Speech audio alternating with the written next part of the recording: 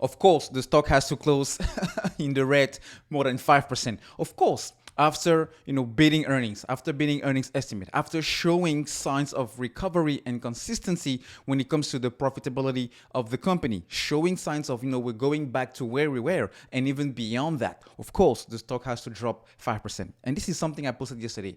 Why? Because it doesn't matter earnings or something else.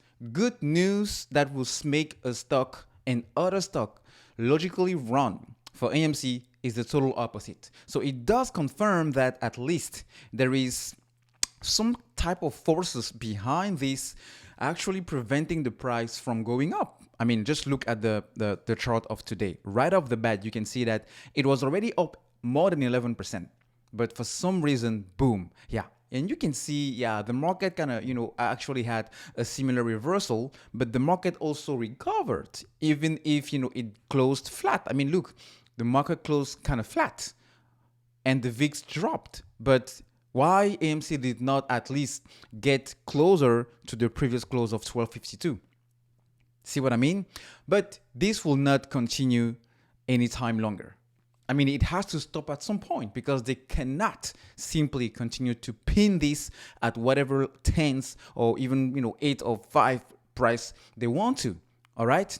And in order to kind of prove to you my point, let me show you this article.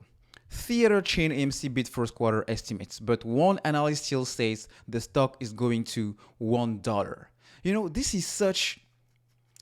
I don't even know the term that I can actually use in order to describe exactly my thoughts here. How can a stock hold or held by millions of people around the world? All right. How can a stock held by dozens of big institutions, such as the BlackRocks, the Vanguard, and all the other ones we know? How can big pension funds, state pension fund, can be holding a stock and an analyst is still saying that the stock is going to $1? Because even without the short squeeze dynamics, meaning even if millions of apes, millions of retail investors did not flock into AMC back in January of last year, the stock was already going back to an $8 level. So if you remove the retail investors that are here for the squeeze, are you saying that AMC is a company that is worth 10 times less what it is now? Or let's just say 8 times less. 8 times less. Because right now, this price of AMC is actually closer to what AMC used to trade at. But the fair value, which is something when you take the company value, you take the assets, you take the liabilities, and you look at the growth projections, AMC fair value, it's still around $30 to $50, even higher. So to say that AMC is going back to $1 is kind of like, I don't know. It's a bait, it's maybe what the DOJ is still trying to investigate here for such these amount of months, because this is clearly a bearish call.